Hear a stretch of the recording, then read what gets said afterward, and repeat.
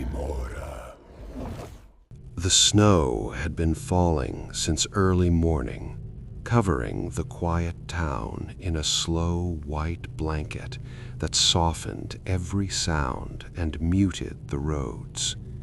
The cemetery on the hill stood untouched, its iron gates locked for the winter season, but the wind carried a steady whisper that drifted between the gravestones.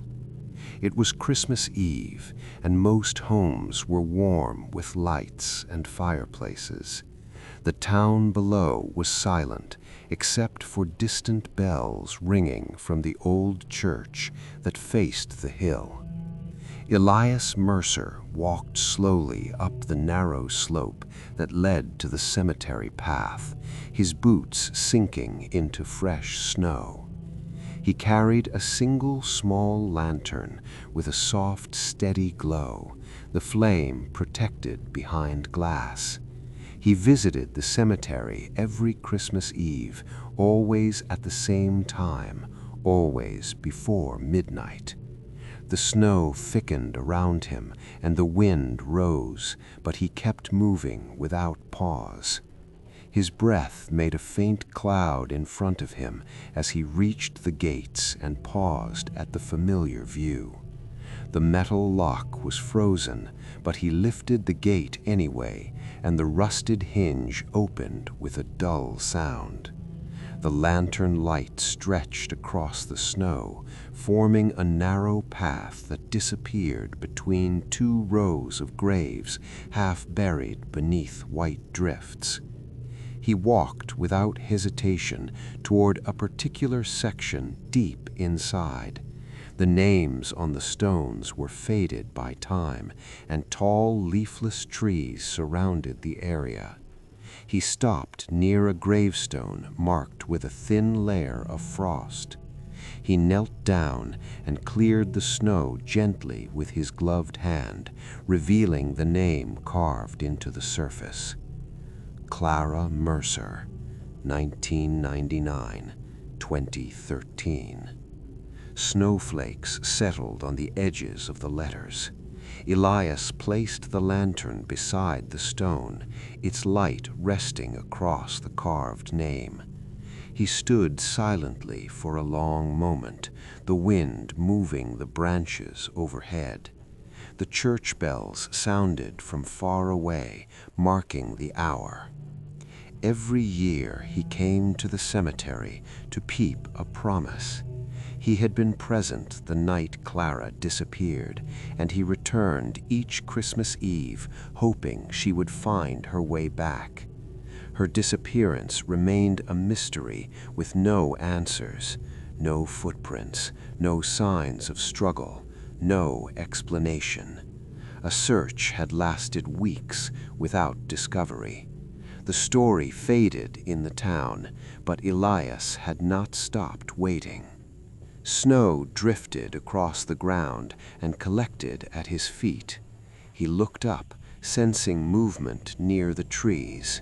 Something shifted between the rows of gravestones, a quiet shape indistinguishable from the dark. He watched without reaction as the branches stopped swaying and the wind vanished as if held still by something unseen. The cemetery fell into complete silence. The lantern flame flickered once, then steadied. A figure stood at the far end of the row. It was small, unmoving, dressed in what appeared to be a pale winter coat covered in frost. The figure faced him directly, but its features were lost in the dim white haze. Elias remained still. The snow around the figure did not move.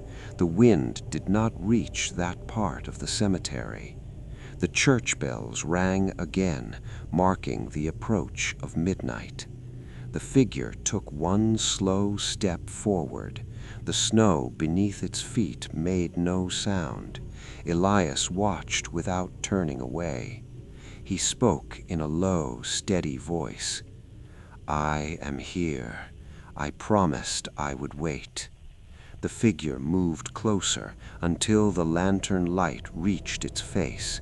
The skin was pale beyond natural color, almost translucent, and the eyes did not reflect the light.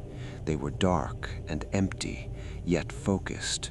The mouth was closed, expression unchanged.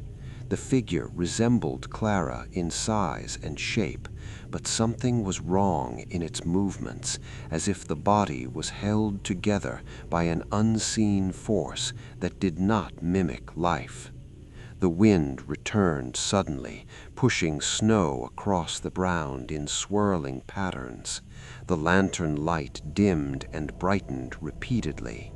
Elias felt the air grow colder, the temperature dropping sharply around him.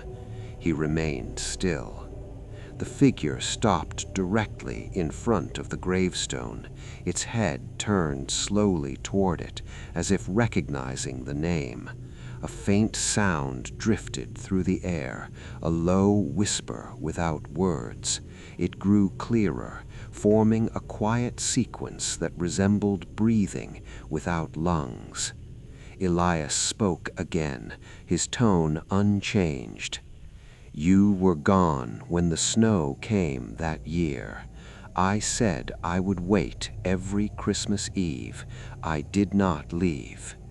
The figure lifted an arm with slow mechanical motion.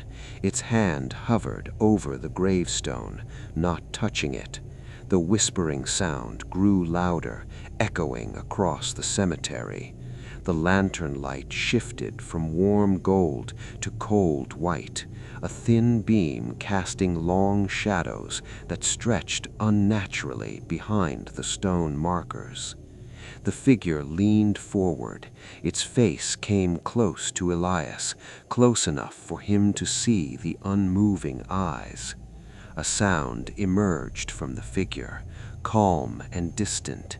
It was not a voice shaped with breath.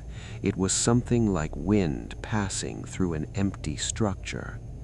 "Not yet." The lantern flame extinguished instantly. Darkness covered the cemetery. The snow stopped falling. Elias waited without moving. He reached out his hand slowly into the darkness. His fingers touched nothing. The figure was gone. The wind resumed. Snow fell again. The church bells rang once more. The lantern reignited on its own with a sudden soft flame. The grave in front of him was unchanged. Fresh snow covered the footprints, leaving no trace of anything that had stood there. Elias lifted the lantern and turned toward the gate. As he walked back through the cemetery, the whispering returned, carried by the wind. It came from the direction of Clara's grave, a faint, steady sound, repeating in measured rhythm. "Wait one more year." Elias walked down the hill toward the silent town below. The snow continued falling over the cemetery, covering every mark and smoothing the ground as if nothing had ever disturbed it. The lantern flame guided him through the darkness. The bells faded behind him. The gate closed by itself with a dull sound. The hill returned to stillness, and the snow buried the gravestones beneath a quiet white layer as Christmas Day began.